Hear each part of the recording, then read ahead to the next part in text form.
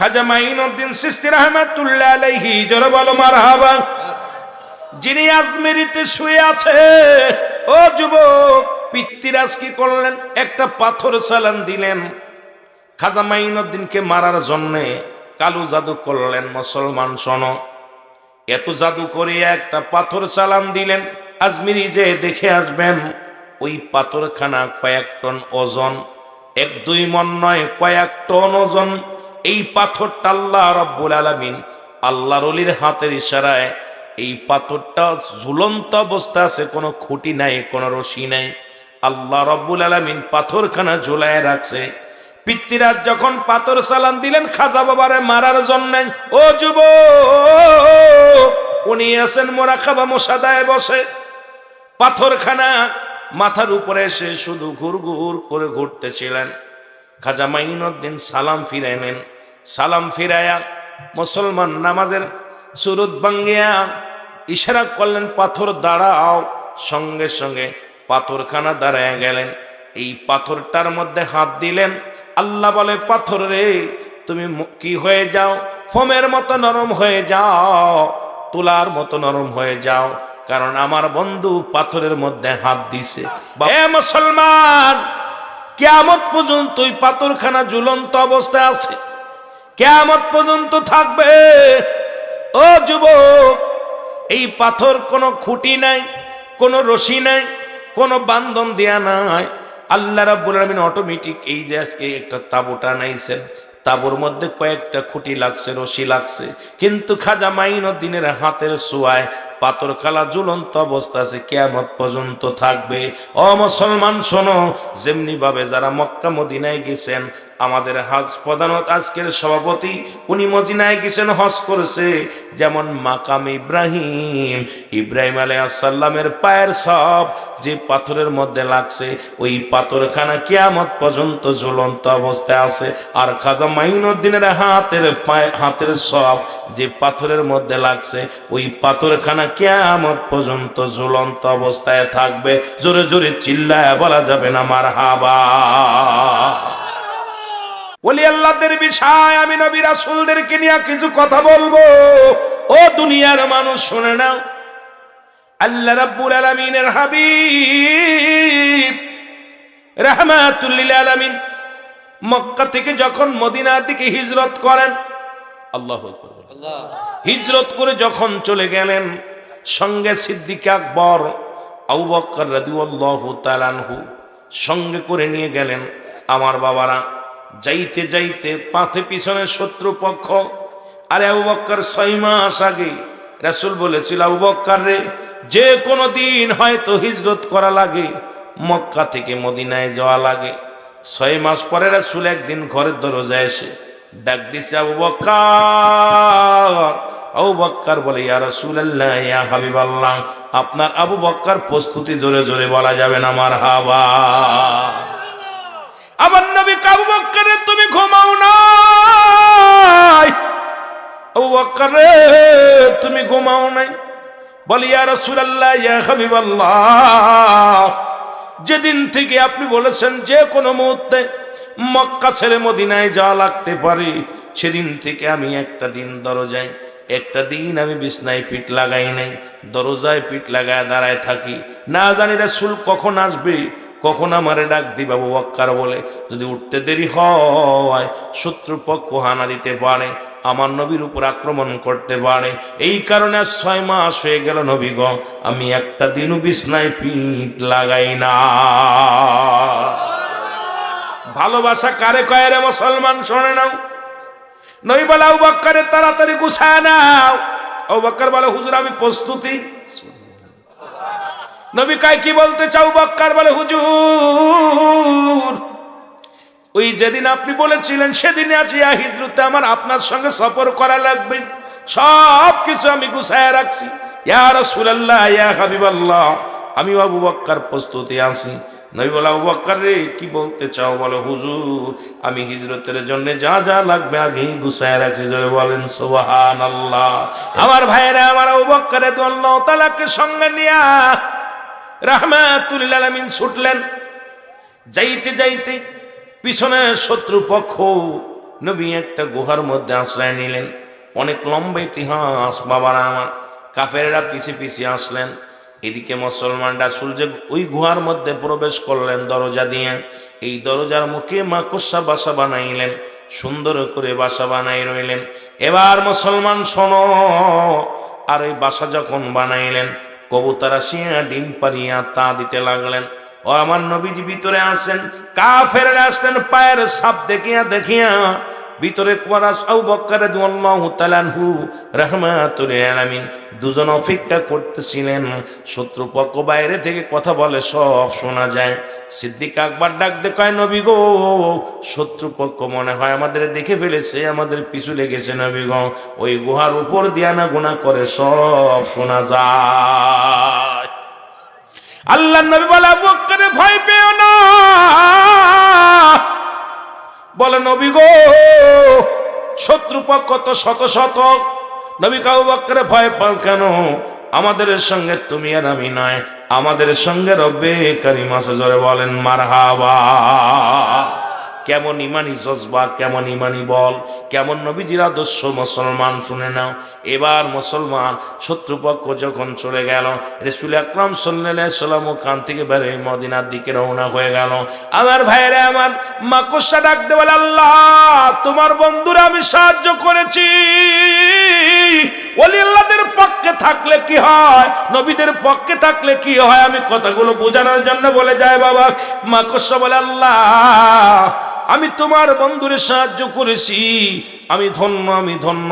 আমার আল্লাহ কয়, মাকড়সারে আমার বন্ধুরে কারোর কাছে আমি ঋণী রাখবো না, কারণ এই দুনিয়ার মধ্যে তুমি আমার বন্ধুরে সাহায্য করেছো, আমি তোমার প্রতিদান দিতে চাই। কিয়ামত পর্যন্ত তুমি শুধু বাসা বানাইবা, খাবারের টেনশন করা লাগবে না, খাবার তোমার খাবার বাসার মধ্যে চলে আসবে। এই জন্য দেখবেন মাকড়সা খাবারের জন্য কোথাও ছোটাছুটি করে না, মাকড়সা শুধু জাল বনে আর জাল বনে। আরে রাত ভরে খাবারগুলো মুসলমান দিন ভরে খাবারগুলো এটে থাকে, রাত ভরে মজা মেরে খায়, জোরে জোরে চিল্লায় বলা যাবে না মারহাবা। কবুতর বলে, ডাকতে বলে, আল্লাহ ও আমার আল্লাহ, আমি তোমার হাবিবের সাহায্য করেছি, তোমার নবীর সাহায্য করেছি, আবু বকরের সাহায্য করেছি। আমার আল্লাহ বলে, কবুতর রে আমার বন্ধুরে কারোর কাছে ঋণী রাখবো না, কারোর কাছে আমি ঋণী রাখবো না। কবুতর রে কয়, আল্লাহ আমি ডিম পারিয়া তা দিতেছিলাম, শত্রুপক্ষ এসে যখন আমাকে দেখছে মনে করেছে পুরন বাসা, এই বাসা তো হতে পারে না, এর ভিতরে রাসূল যায় নাই। আল্লাহ গো, তোমার বন্ধুরে আমি সাহায্য করেছি। আল্লাহ রাব্বুল আলামিন ডাক দে কয়, কবুতর রে কিয়ামত পর্যন্ত তোর বাসা বা নিজের ঘর বানানো লাগবে না, কিয়ামত পর্যন্ত তোর ঘর মানুষে বানাবে। দেখবেন বাবা, কেউ বানায় টিন দিয়া, কেউ বানায় জুরি দিয়া, কেউ বানায় কাঠ দিয়া। কবুতরের ঘর কবুতর নিজে বানায় না, কবুতরের ঘর মুসলমান মানুষই বানায়। জোরে বলেন ঠিক কিনা? তদ্রুপ যেমন মুসলমান ইব্রাহিম খলিলুল্লাহ, ওনাকে যখন আগুনের মধ্যে ফেললো, জোরে বলেন আল্লাহু আকবার। কয়েকটা কথা আমি বলে যাই। আজকে কোরআন শরীফের চুমা দেন, উপরে একটা কাগজ থাকে, ও উপরে একটা কি থাকে, কাবার থাকে, কাবারের মধ্যে চুমা দেন, কারণ কোরআন শরীফের দামে, কোরআন শরীফের মর্যাদার কারণে কাবারের মর্যাদা বেড়ে যায়। আল্লাহর ওলিদের সঙ্গে থাকলে মুসলমান আপনাদের দাম বেড়ে যাবে, মর্যাদা বেড়ে যাবে, এর মধ্যে কোনো সন্দেহ নেই। ইব্রাহিম খলিলুল্লাহ যখন মুসলমান ইব্রাহিম আলাইহিস সালাম আগুনের মধ্যে ফেললেন, দুইটা প্রাণী ইব্রাহিম আলাইহিস সালামকে সাহায্য করেছিলেন, তার মধ্যে এক নম্বর হলো কাকলাস, দুই নম্বর হলো ব্যাং। মুসলমান এবার আল্লাহর কাছে দাবি করে, আল্লাহ তোমার ইব্রাহিমের আগুন আমি নিভাইয়া দিছি। ব্যাং কয়, ব্যাংকে কয়, আল্লাহ তোমার ইব্রাহিমের আগুন আমি নিভাইয়া দিছি। এ যুবক, দিলের কান্ডা লাগা শোনো,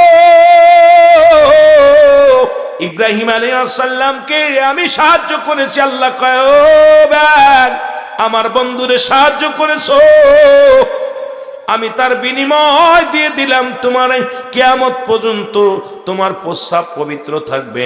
ব্যাঙের মুসলমান কোনে ব্যাঙ দেখবেন ঘরের মধ্যে, ওর গাটা বড় পোড়া, ওই গার মধ্যে পোড়া পোড়া দাগ, ঠুসকা পড়া বসন্ত রোগের মতো। এই কুনে ব্যাঙের প্রস্রাব কিয়ামত পর্যন্ত পাক। এই কুনে ব্যাঙরা চুলে মুসলমান হযরতে, ও মুসলমান শুনে নাও, ওই না কোথায় ইব্রাহিম খলিলুল্লাহ আগুনের মধ্যে যখন ফেলাইছিল, ওই আগুনটা প্রস্রাব করে দিয়েছিল আগুনের মধ্যে লিবানোর জন্যে। আল্লাহ কয়, প্রস্রাব যেহেতু করে তুই আগুন লিবানোর জন্য পাগল হয়েছিলি, আমি আল্লাহ তোরে ভালোবেসে ফেললাম। ওরে ব্যাং, কিয়ামত পর্যন্ত তোর প্রস্রাব আমি পবিত্র করে দিলাম। ও যুবক, শুধু তাই নয় রে, কাকলাস বলে, আল্লাহ ইব্রাহিম খলিলুল্লাহর আগুন আমি ফু দিয়ে লিবাইয়া দিছি। আল্লাহ কয়, কাকলাস রে, দেখবেন কাকলাস ওই যে শুধু গাছে দাঁড়ায় টিক টিক টিক টিক করে, মানুষে কয় রক্ত খায়। ওরে আমরা বলি কাকলাস, আপনারা কি কন জানেন না? মুসলমান এটা রক্ত খায় না। ও মুসলমান শুনে নাও, সবাই কয় রক্ত খায়, কেউ স্যাপ নাই বুকে, কেউ দৌড় মারে। এই যে মাসা ঘা করে পাছান চিকুন, একদম লেস চিকুন, মাথাটা মোটা, বয়া বয়া, খালি মুখটা এরকম করে। কাকলাস, কাল্লা তোমার বন্ধুরে আমি সাহায্য করেছি, আমার জিব্বাটা পুড়ে গেছে তোমার বন্ধুরে সাহায্য করতে যাইয়া। আল্লাহ কয়, কাকলাস রে, কিয়ামত পর্যন্ত তোর খাবার টেনশন করা লাগবে না, কারণ জিহ্বা যেহেতু পুড়ে গেছে, কিয়ামত পর্যন্ত শুধু তুই নিঃশ্বাসের সঙ্গে খাবার খাবি। এই জন্য কাকলাস যখন নিঃশ্বাস নেয় পেটটা ভরে যায়, মানুষের রক্ত আকর্ষণ করে। মুসলমান শুনে নাও, ও আমার যুবক ভাইয়েরা শুনে নাও, কাকলাসের জিহ্বা নাই, জিহ্বাবিহীন কাকলাস, এ শুধু হাঁ করে মুসলমান। কারণ আমার নবী, আল্লাহর নবীদের সাহায্য করার জন্য, এদের সঙ্গে থাকার কারণে আল্লাহ রাব্বুল আলামিন তাদের কত দাম, কত সম্মান, কত ভালোবাসা দিয়েছে। জোরে জোরে চিল্লায় বলা যাবে না আল্লাহু আকবার। খাজা মাইনুদ্দিন চিশতির ওনার ঘোড়ার কথা, এই কথা বলতে যায় একটু পিছনে চলে গেছিলাম। খাজা মাইনুদ্দিন বলে, আল্লাহ, খাজা মাইনুদ্দিনের ঘোড়া বলে, আমার হুজুর যেহেতু পাথরের মধ্যে হাত দিল, হাতটা মোমের মতো গলে গেল, এখন আমি একটু আমার হাতটা দিতে চাই। ঘোড়া তার নিজের হাত মুবারক ঠেকাইলেন। ওই মাইনুদ্দিনের যে ঘোড়া, যে মুসলমান শোনো, ওই যে পাথরখানার মধ্যে হাতের ছাপ আছে, ওই পাথরের মধ্যে কিয়ামত পর্যন্ত মাইনুদ্দিনের ঘোড়ার পায়ের ছাপ থাকবে। জোরে জোরে চিল্লায় বলো সুবহানাল্লাহ। আর একটু জোরে জোরে চিল্লায় বলা যাবে না আল্লাহু আকবার। এই মুসলমান বড়ইছড়া গ্রামের মধ্যে আমার খাজা বাবার এক মুরিদ ছিল হিন্দু গো। বড়ইছড়া গ্রামের মধ্যে এক হিন্দু মানুষ, ওনার আল্লাহ তিনটা মেয়ে দিছে, রাধা, কৃষ্ণা, পুতুল। ওই হিন্দু ভাইয়ের নাম, মুসলমান শুনে নাও, শুনে নাও, সাধন বাবু নাম কি। উনি মুসলমান, ওই গ্রামের যিনি মাতবার, তার নাম হলো আইনুদ্দিন। এই আইনুদ্দিন ছিল মাতবার। আর এলাকার মধ্যে ইমাম সাহেব হুজুর, ওনার নাম ছিল মুসলমান, শুনে নাও, ওনার নাম কেউ বলতো রকনউদ্দিন, কেউ বলতো মুসলমান খলিলুর রহমান, কেউ বলে রকনউদ্দিন, রকনুজ্জামান, মাওলানা রকনুজ্জামান, কেউ বলে খলিলুর রহমান। এই বড়ইছড়া গ্রামের মধ্যে মুসলমান শোনো গো, এই বড়ইছড়া গ্রামের মধ্যে আইনুদ্দিন কিছু টাকা ধার নিলেন মুসলমান কার কাছ থেকে, কার কাই, সাধন বাবু। ওনার মেয়ের বিয়ে, ছোট্ট মেয়ের নাম হলো পুতুল, দেখতে শুনতে যেমন, বড় মেয়ের নাম রাধা, মেজ মেয়ের নাম কৃষ্ণা, ছোট মেয়ের নাম পুতুল। দেখতেও যেমন পুতুলের মতো, অনেক সুন্দর চেহারা। জাকের ভাইয়েরা খেয়াল করবেন, কথাটা আজকে অনেক কথা বলার দরকার। ছোট্টবেলা থেকে দরবারে অনেক ইতিহাস জানি, তবু সব জায়গা বলি না। যেখানে দেখি আমার বাবার আশেক আছে, যেখানে আশেকের রাসূল আছে, আশেকে আউলিয়া আছে, সেখানে কিছু কথা বলি মুসলমান। নয়তো শুধু শরীয়তের ওয়াজ সারা জীবন করে গেলাম, জীবন ভরে শুধু শরীয়তের কথা বলে গেলাম। আল্লাহ, ওলি আল্লাহদের পক্ষে থাকলে কি হয়, এটা একটু দিলের কান্ডা লাগা শুনে নাও। জোরে বলো আল্লাহু আকবার। এ ভাইয়েরা, ছোট মেয়েকে বিপ্লব কুমার নাম, বিপ্লব নামে একজন পুলিশ, উনি মুসলমান। উনি কি বললেন, রাধা কৃষ্ণার পাগল হয়ে গেল, এমন পাগল হয়ে গেল, উনি ধর্মান্তর হয়ে গেল। হইয়া তবুও পুতুলরে বিয়ে করবে, বিয়ের প্রস্তাব দিলেন ডাইরেক্ট। এই মেয়ে, উনি স্কুল থেকে আসতেছিল, তখন ক্লাস 7-এ পড়ে মেয়েটা। এত রূপ, এত সুন্দর দেখে দারোগা বাবু পাগল হয়ে গেছে। দারোগা ডাইরেক্ট যায় অফার দিছে সাধন বাবুরে, আপনার মেয়েটা আমি বিয়ে করতে চাই, মেয়েটাকে বিয়ে করতে চাই। বলে, 2টা মেয়ে বিয়ে দিছি, এখন অভাবের মধ্যে আছি, মেয়েটারে আমি দিব না, এখন দিব না, 1টা বছর গেলে আমি মেয়েটারে বিবাহ দিব। কয় না, মেয়েটা আমার দিতে হবে। আমাদের রেওয়াজ হলে এইভাবে বিয়ে দেওয়া যাবে না, মহল্লার মানুষদের দাওয়াত করা লাগে, মেয়েকে অনেক কিছু দেওয়া লাগে। এই মুসলমানের মতো এরকম বিয়ে হয় না, আমাদের বিয়েতে কিছু খরচ আছে, এটা করা লাগে। আর আমি সাধারণ একটা মানুষ, আমি কেমনে এত টাকা খরচ করব? মেয়েটা আমি এখন দিব না, 1 বছর পরে বিয়ে দিব। দারোগা বাবু অনেক করে ধরলেন, এবার বিয়ে প্রস্তাবে রাজি হয়ে গেলেন। রাজি হলেন, উনি কি করলেন, চলে গেলেন দারোগা মুসলমান কার কাছে?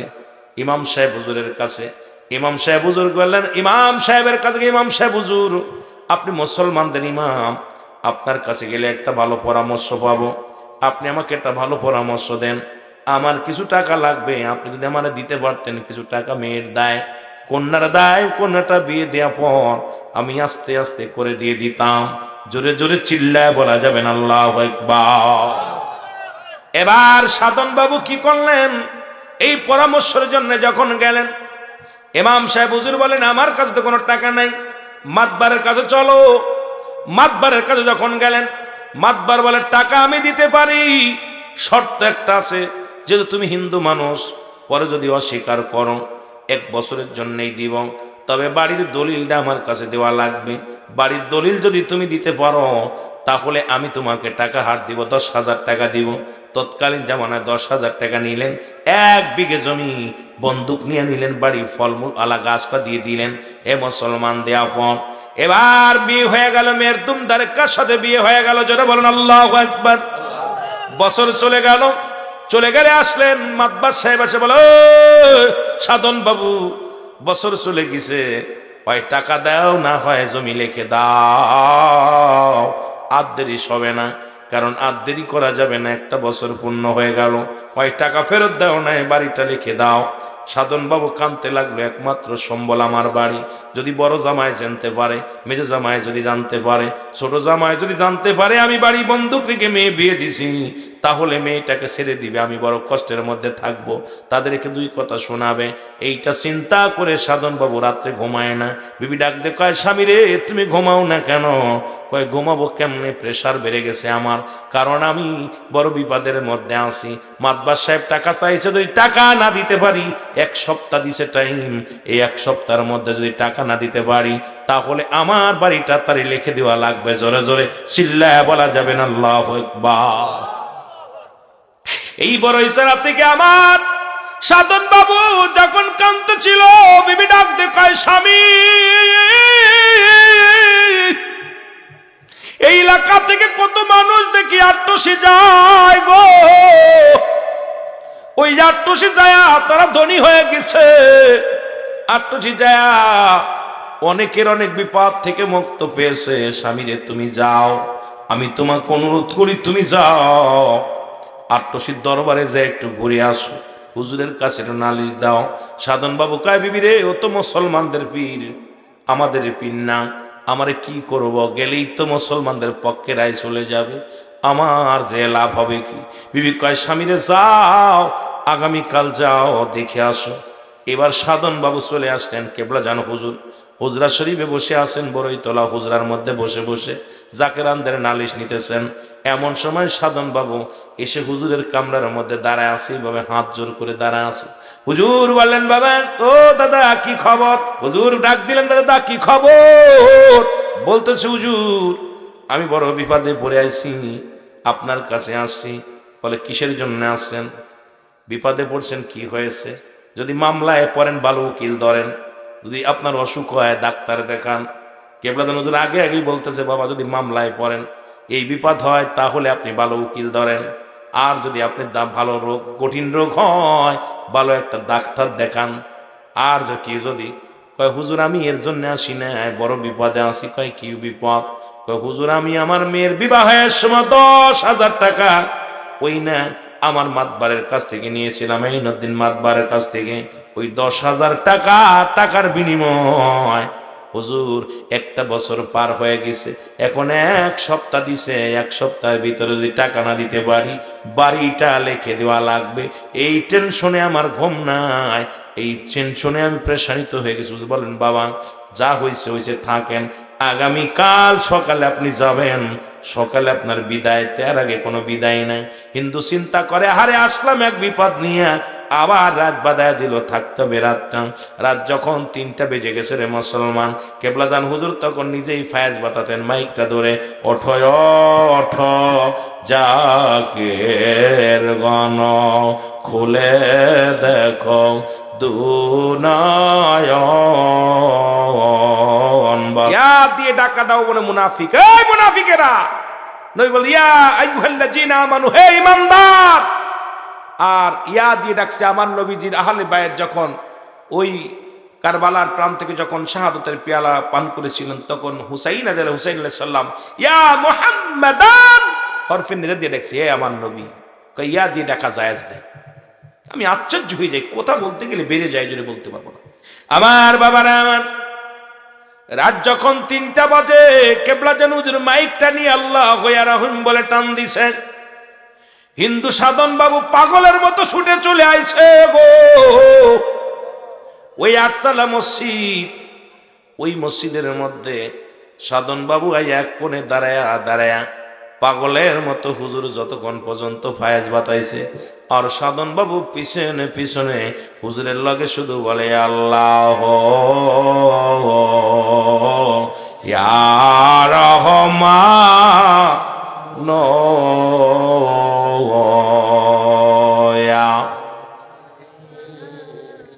সাধন বাবু আল্লাহর নামে এত পাগল হয়েছে গো, এমন দিওয়ানা হয়ে গেছে, খালি আল্লাহ ইয়া রহমান ইয়া রহিম উনার ভিতরে শুধু জপতেছে। বাড়ি চলে গেলেন, সকালবেলা খানা খেয়ে বাড়ি চলে গেলেন। বাড়ি যাওয়ার পর পরের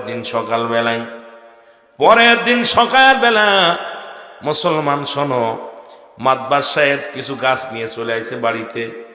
আয়া কয়েক সাধন বাবু গো, যেহেতু জমি লেখেই দিলেন আগামী দিন সময়, এখনই যে গাছ রেখে গেলাম, আগামীকাল আমি এই জমিতে গাছ লাগাবো, কলা গাছ লাগাবো, আম গাছ লাগাবো, জাম গাছ লাগাবো। যেহেতু আমি অনাবাদি ফেলায় রাখবো না, এটার মধ্যে আমি চাষবাস করে খাবো। আর তাড়াতাড়ি লিখে দাও, লেখার চিন্তা করো। সাধন বাবু ডাক দে, কয় বিবি রে, আগেই বলছিলাম এই পীরের কাছে যাওয়া যাবে না, এই পীর তো মুসলমানদের পীর, এই পীরের কাছে যাওয়ার পর যাও 2-1 দিন দেরি হয়েছিল, আজকে চলে আসছে আমার জমিটা দখল করার জন্যে। বিবি কয় স্বামীরে ঘাবড়ায়ও না, তুমি যাও যাও। যাইয়া আবার পীরের কাছে নালিশটা দিয়ে আসো। কয় না আমি আর যাবো না। বিবি কয় আমার কাছে আছে কিছু টাকা গুছানো আছে, মাটি ব্যাংক বাংলেন, বাঙ্গিয়া একটা মাটির একটা মুসলমানি ছিল, ওই ছোট্ট একটা খড়ি ছিল বা ব্যাংক ছিল, এটা ভাঙ্গিয়া 18-19 টাকা যা হয়েছে এটা স্বামীর হাতে দিয়া পায়, স্বামীরে যাও যাও। কোথায় যাও? আট্রসির জমিনে যাও। উনি আসতেন, আট্রসির জমিনে চলে আসতেন। কেবলা যান হুজুর পরের দিন মুসলমান শোনা নাও, ওই দিন ছিল মঙ্গলবার। এই মঙ্গলবারের দিনে অনেক জাকের বের আসছে। সাধন বাবু আর ভিড়ের ভিতর ঢুকতে পারে না। মুসলমানদের কাফেলা করে গেছে, অনেক কাফেলা মুসলমান, উত্তরবঙ্গের কাফেলা, ওই রংপুর বিভাগের কাফেলা। আসদিন হুজুর নালিশ নিতে নিতে এক পাকে মুসলমান। হুজুর পাক বললেন শারিনদার সাহেবকে, ফরাদ ভাইয়ের আব্বাকে ডাক দে, বলে বাবা শারিন শাহ, ওই যে দেখা যায় গত 3 দিন আগে যে বেটা এসেছিল, হিন্দু বাবু এসেছিল, সে না। শারিনদার সাহেব কয় হুজুর হ্যাঁ সেই লোকটা তো, আমি দেখছি ওরে প্রায় ঘন্টা অনেক দাঁড়ায় আছে, ওখানে আসে না কেন, কিসের জন্য দাঁড়ায় আছে? ওরে তো বিদায় করে দিছিলাম আমি 2 দিন আগে, এখনো কেন দরবার আছে? হুজুর ডাক দিলেন, বলেন শারিনদার সাহেব ওই লোকটারে ডাক দেন, হিন্দু বাবুরে ডাক দেন। ডাক দেন ইয়া হলো। এবার ডাকতে যখন নিয়ে আসা হলো, এবার আমার হুজুর বললেন, বাবা আপনাকে না বিদায় করে দিলাম, বলছি পরের দিন আপনি সকালবেলা তাবারকে বিদায় হয়ে যাবেন, কেন আপনি আছেন? কয় হুজুর আমি নাই, আমি চলে গেছিলাম। শুধু কান্দে, চোখের পানি ফেলায় ফেলায় কান্দের, বলে খাজা ফরিদপুরি রে, আমি বড় বিপদে পড়ে আসি। হুজুর বললেন, বাবা কি হয়েছে বলো। হুজুর বললেন, বাবা কি হয়েছে বলো, আপনার নালিশ নিব, বলেন এখন। বললেন, বাবা আপনার কাছে নালিশ দিয়ে আমি বাড়ি গেলাম, পরের দিন সকালবেলায় ওই না যার কাছ থেকে টাকা নিছিলাম সে গাছ আনিয়া আমার বাড়ির উঠানে রাখছে, বলে গাছ গাছালি গাড়বে, গাছগুলো আবাদ করবে, জমি আবাদ করবে, জমি দৌড় করে দখল করে নি বাবা। এখন আমি কি করব, এটা আমার সম্বল। হুজুর একটা মিসকি হেসে দিয়ে বললেন, যান বাবা, এত প্রেশানিত হন কেন, টেনশন করেন কেন? আপন পীর তো আপনাকে যাইতে বলেছে, আপনি যান, আল্লাহ আপনাকে দয়া করবে। জোরে জোরে বলেন মারহাবা। সাধন বাবু চোখের পানি ছেড়ে কান্দেন, বলে মুর্শিদ,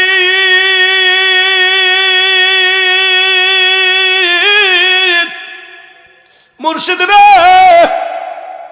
বড় আশা করে এসেছিলাম তোমার দরবারে, নিরাশ করিয়া দিও না মুর্শিদ তুমি আমারে। মুসলমান গভীর মনোযোগ, এখান থেকে বাড়ি বিদায় নিয়ে গেলেন। পরের দিন যখন উনি গেলেন, যাইতে যাইতে সন্ধ্যা গনিয়ে আসলো। সন্ধ্যা হয়ে গেল, রাত্রিবেলা যে শুয়ে আছে। সকালবেলা ইমাম সাহেব হুজুর নামাজ পড়িয়া মাতবার দুজনই বাড়ির মধ্যে হাজির হয়ে গেছে। ডাক দে বলে, সাধন দাদা বাড়ি আসনি? সাধনের বিবি গলা থরথর করে কাঁপে, কাফন গলা দিয়ে কয়, দাদা কি চায়? কয়, স্বামী, তোমার স্বামী কই? কয়, স্বামী তো একটু বাইরে গেছিল, আসে ঘুমাচ্ছে ঘরের মধ্যে। কয়, ডাক দাও। ডাক দেয়া না হলো। ডাক দে কয়, সাধন রে, ও সাধন, যতগুলো গাছ আনছি তুমি লাগাইবা, তোমার ওরকম দিলাম। জীবনে আমি আর কোনোদিন টাকা চাইতাইব না, জীবনে তোমার এই জমি আমি দখল করতাইব না, ওই টাকার আর দাবিও আমি করব না, ওই টাকা আমি তোমাকে দিয়ে দিলাম, আর জীবনে কোনোদিন তোমার কাছে টাকার দাবি নিয়ে আসবো না। এই ইমাম সাহেবকে সাক্ষী রেখে বললাম, এই নাও তোমার দলিল, এই দলিল খালা নিয়ে নাও। এই দলিল গতকালকে আমি রাত ভরে শুধু মরণের কল্পনা, মরণের ওই আমাকে আমি দেখেছি, আমি মারা গেছি, কঠিন আযাব হচ্ছে আমার কবরের ভিতরে। আরে মাতবার সাহেব ডাক দে কয়, আমি এত আযাব, ওই কবরের মধ্যে সাপ বিচ্ছু, কত গজব, এটা দেখা পর আমি রাত্রে ঘুমাইতে পারি নাই। সাধন রে, এই জমি জমাতে হবে কি, টাকা পয়সা দেখি হবে, আরে আমি যদি কবরে শান্তি না পাই রে সাধন, এই দুনিয়ার জিন্দেগি দেখি হবে। সাধন কান্দার বলে, ভাই রে, আরে ভাই, আমি আপনার টাকা দিয়ে দিব। ওরে মুসলমান আইনুদ্দিন মাতবার ডাক দিয়ে কয়, সাধন রে, জীবনে এই টাকা আমি চাই না, এই নাও তোমার দলিল, আরে এই নাও তোমার দলিল, এই নাও তোমার দলিল। গত রাত্রে আমি স্বপ্নের মধ্যে মারা গেছি রে, কত ভয়ঙ্কর, কত আযাব আমি দেখেছি রে, কত কঠিন বিপদ আমি দেখেছি। আমি আর জীবনে কোনোদিন কারোর কাছে জবরদস্ত করব না, জীবনে আজ থেকে আর কাউকে ফাঁকি দিব না, জীবনে অন্যায় করব না। আমি তওবা করলাম, আমার আল্লাহ যেন আমারে মাফ করে দেয় রে সাধন। তোরে হাত ধরে বলি, তোরে কষ্ট দিয়েছি, কত কথা শোনাইছি, তুই আমারে মাফ করে দিস রে সাধন। আর জীবনে কোনোদিন আমি এই জমি বা টাকার দাবি নিয়ে তোর সীমানায় আসব না। ওই দিনের পর থেকে যা যা মুসলমান সাধন বাবু একদিন রহমত কাজা দেন নাই। রাত যখন 3টা বেজে যেত, সাধন বাবু এর করতে করতে 9 বছর পরে সাধন বাবু মারা গেলেন। মারা যাওয়ার আগে বিবিরে বলেছিল, বিবিরে, আমি যদি মারা যাব, মারা যাওয়ার পর এই আমার বাবার হাতের এই যে একটা আম গাছ, এই আম গাছটা কাটিয়া খড়ি বানায় আমারে পোড়াইবি। এ মুসলমান সাধন বাবু বলে গেছিল বিবিরে। এরপরে উনি মারা গেলেন। সাধন বাবু মারা যাওয়ার পর, ও মুসলমান শোনো, এই বড়ই সারা শ্মশান ঘাটে নিয়ে যাওয়া হলো, গাছটা কাটা হলো, গাছের ডাল কাটা হলো, কাটিয়া খড়ি বানানো হলো, এটা নিয়ে শ্মশানে যাওয়া হলো। সাধন বাবুর এবার পুরানো হবে। সব লোকজন, আমার অনেক জাকের ভাইয়েরা, আশেক জাকের ভাইয়েরা, হিন্দু ভক্তরাও গেছে। মুসলমান সাধন বাবু মারা গেছে, এইবার ওনার ওখানে গেছে। যা পর খড়ির মধ্যে আগুন ধরাইতে পারে না রে, পেট্রোল দিল, ডিজে, মুসলমান কেরোসিন দিয়া অনেক চেষ্টা করলো খড়ির মধ্যে আগুন ধরানো, আগুন ধরলেন না। এরপরে চলে গেলেন কোথায়? কয় আগুনে এই গাছ দিয়ে পোড়ানো যাবে না, এই গাছ শ্মশান হয়ে গেছে। সাধনের বিবি বলে এই গাছটা পুরানো, অনেক দিনের পুরানো গাছ, এই গাছ হয়তো শ্মশান হয়ে গেছে, যাও সীতার মধ্যে নিয়ে যাও। এবার কারেন্টে পুরানোর জন্যে নতুন তখন এলাকা থেকে প্রায় আধা কিলো দূরে আর একটা শ্মশান, এই শ্মশানে কারেন্টে আগুনে পোড়ায়। এবার সেখানে নিয়ে যাওয়া হলো, কারেন্টের সুইচে যখন টাচ মারছে দিয়া সঙ্গে সঙ্গে কারেন্ট সুইচটা কেটে গেছে, নষ্ট হয়ে গেছে। এবার 7 বছর ঠাকুর মশাই ডাক দেখো, সাধনের বিবিরে আপনার কাছে জানতে চাই আপনার স্বামী এমন কি আমল করত যে আমলের কারণে তার গায়ে এখন আগুন ধরে না, একটু আমাকে বলতে পারবেন? নি তাড়াতাড়ি বলেন। তখন ঠাকুর মশাইয়ের কাছে সাধনের বিবি বলেন, আমার স্বামী আমি কোনোদিন দেখি নাই কোনো কিছু করতে, তবে একটা কাজ যেদিন আত্ম শিখিয়েছিল তারপর থেকে জীবনে একদিনও দেখি নাই।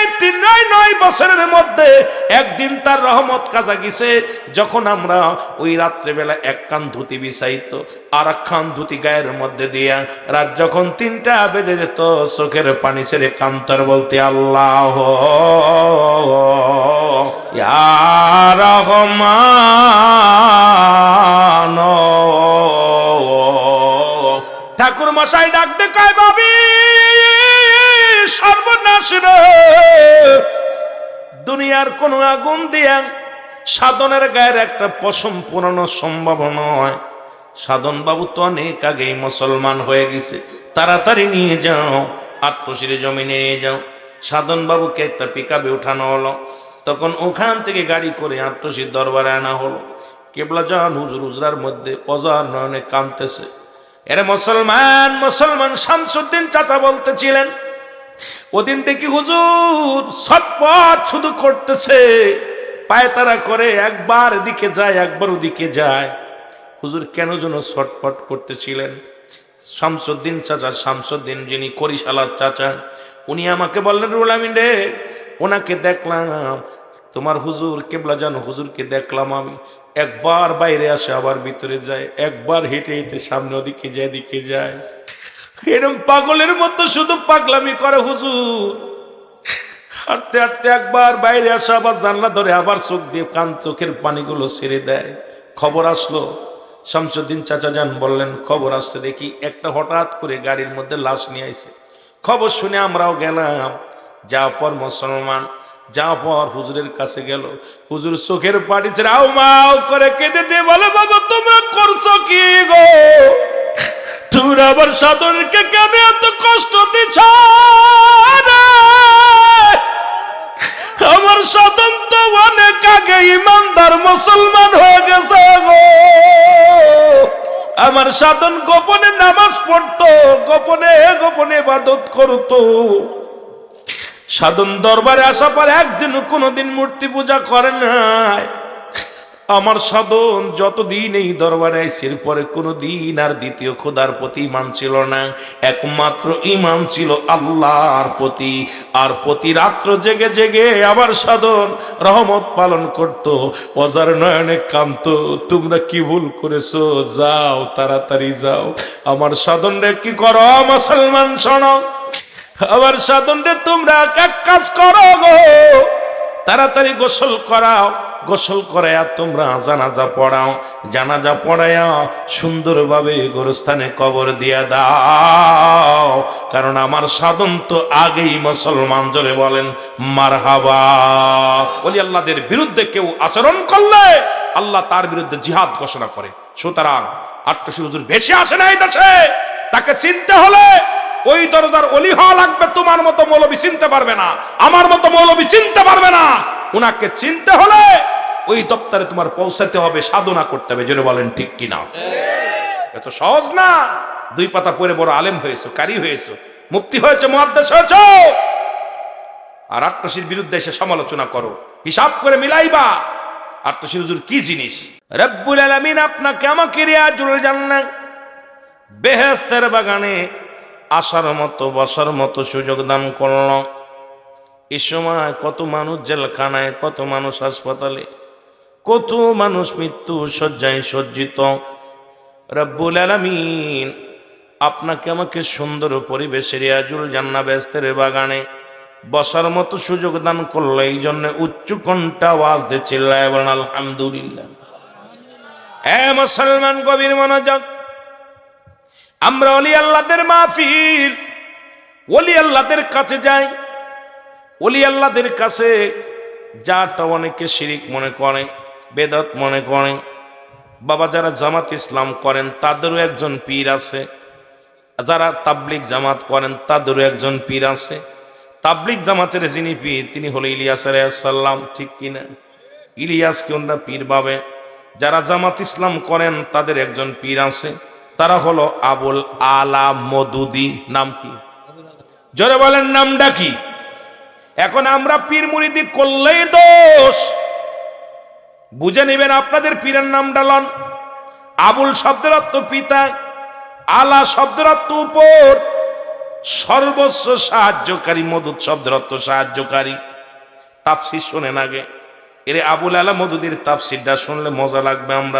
আমরা তো আট্টশির হুজুরের সর্বোচ্চ পীর বলি না, সারসিনার পীরের সর্বোচ্চ পীর বলি না, মানিকগঞ্জের পীরের সর্বোচ্চ পীর বলি না। ধরেন যে কোনো পীরকে আপনারা বলেন না সর্বোচ্চ পীর, আর তারা কয় আবুল শব্দের অর্থ হলো পিতা, আলা শব্দের অর্থ হলো উপর, মদুদ শব্দের অর্থ হলো সাহায্যকারী। সর্বোচ্চ সাহায্যকারী পিতা হলো আবুল আলা মদুদি। এই যে ইমাম ফখরুদ্দীন রাজি বলেন, পৃথিবীর মধ্যে যার পীর নাই তার পীর শয়তান। তার পীর কি? তার পীর শয়তান। এখন পীর শব্দের অর্থ অভিভাবক, গার্জিয়ান।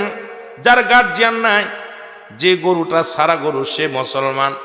মানুষের ক্ষতি করে বেশি, আবদ্ধ হওয়া লাগবে পীরের কাছে। যা আপন মুসলমান, শোনো, পীরের খাসলাতগুলো ধরা লাগবে। সেই পীর কারা?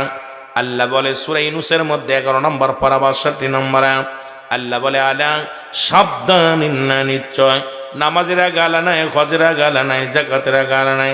আল্লাহ বলে আলা সাবধান, ইন্না নিশ্চয়, আলা ইন্না উলিয়াল্লাহি, আল্লাহর তরফ থেকে যারা ওলি হয়, লা নাই, খাউফুন শব্দের অর্থ ভয়, অলা যদি অবস্থান করে হুমদের উপরে জানন, তাদের কোনো চিন্তা নাই, ভাবনা নাই।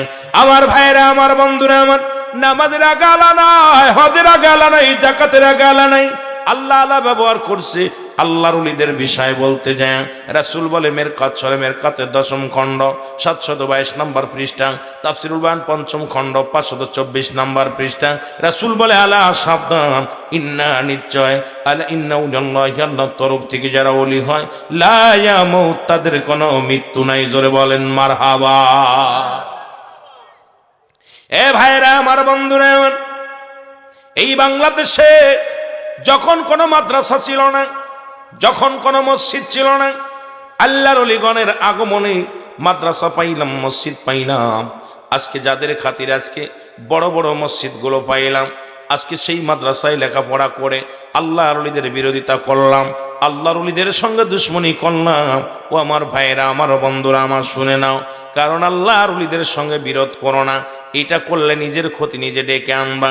কোন ওলি আল্লাহর সঙ্গে যখন, বুখারী শরীফের হাদিস, আল্লাহর রাসূল বলেছেন, যদি কোনো ব্যক্তি পৃথিবীর মধ্যে কোনো ওলি আল্লাহর সঙ্গে দুশ্মনী করে, আল্লাহ রাব্বুল আলামিন তার বিরুদ্ধে জিহাদ ঘোষণা করে। জোরে বলেন ঠিক কিনা? ওরে প্রেমের খেলা, আশিকের মেলা, প্রেমের খেলা সবাই বোঝে না, আশিক আর মাসুকের প্রেমের প্রেম করেছেন খলিলুল্লাহ, আগুন ফেলাইল আল্লাহ, ওরে আগুন হইল ফুল বাগিচায়, আগুন পশম পড়ে না, আশিকার মা। এই তো নমুনা বলে আশিকার মা। গলা টানে রে, এরে আশিকার মাসুকের প্রেমের এই তো নমুনা, বলো প্রেমের খেলা, আশিকের মেলা, প্রেমের সবাই জানে না, আশিকার মাসুকের প্রেমের এই তো নমুনা, বলো আশিকার মা।